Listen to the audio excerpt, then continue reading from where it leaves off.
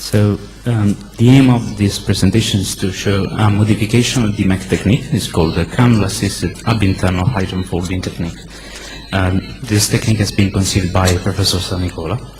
I haven't got any financial interest to declare.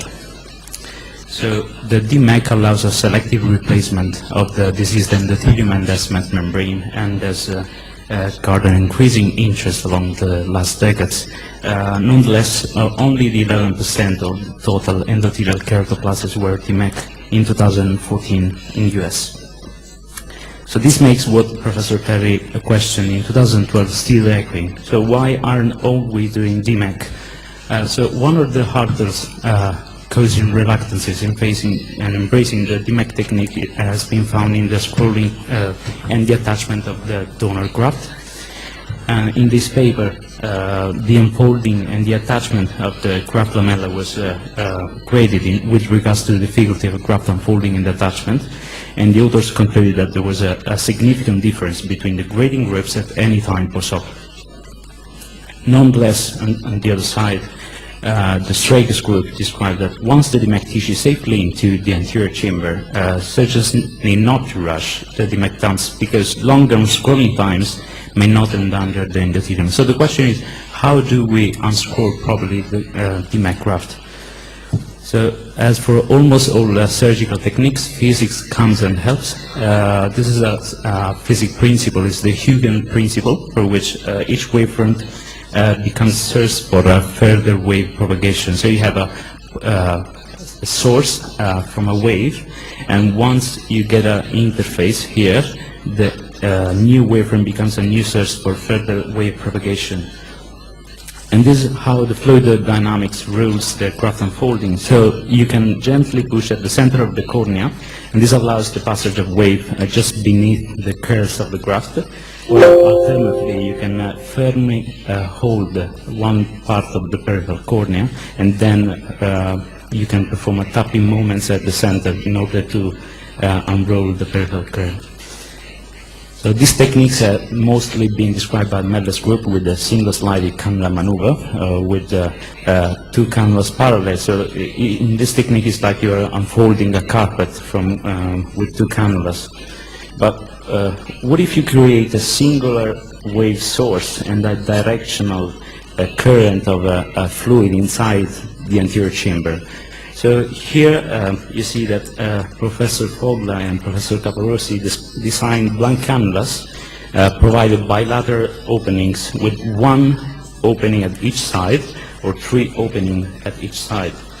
They're actually very useful when the surgeon is dealing with the double scroll configuration, the endothelium descent membrane graft. And here's what Professor Sanicola developed. So he thought to design two irrigating blunt cannulas with the unilateral opening on the right side or at on the left side, and they are very useful to selectively unfold the graft. Here's the schematics. So the left cannula is used to unfold the left curve, and the right cannula to unfold the right curve. And here's, eventually there is another cannula, is the port up. This is very useful at the end of surgery because the cannula is still blunt at the end, but has an opening on the upper side of the cannula. This allows the air bubble to be injected selectively just at the center of the, under the center of the graft. So this avoids the displacement. This is the video. So the technique has been called ab-interno, so it means internal hidden folding in opposite to the external tapping movements. So there is the marking of the decimeter axis. This is a large decimeter axis here. And the graft is injected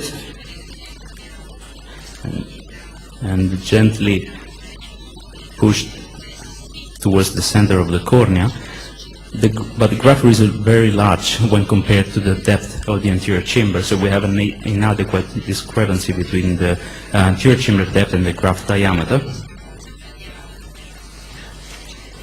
So here the graft is in the center of the anterior chamber, but again, if you hold the peripheral cornea and then you create tapping movements, you have difficulty in graft unrolling.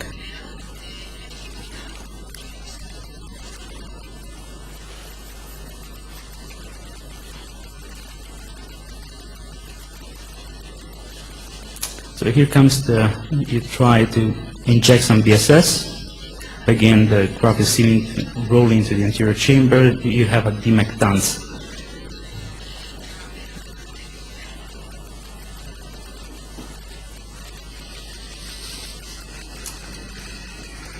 So this is the scroll. And here's the right port cannula. So the right cannula is inserted through the lateral right paracentesis. You can observe the Mutsuri sign that confirm a correct orientation of the graft. And here's the technique. So you inject a BSS under the perical curve, and this unfolds the right curve. Then use the left cannula. You insert through the same paracentesis, in this case, and then there is a wave of fluid just beneath the left peripheral curve of the graft.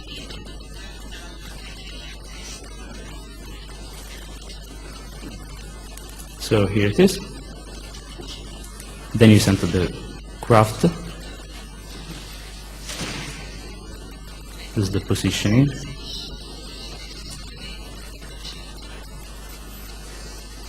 And eventually, here's the port-up cannula. So just go under the very center of the graft and inject a bubble of air without the risk of dislocating the graft. Many thanks for your attention.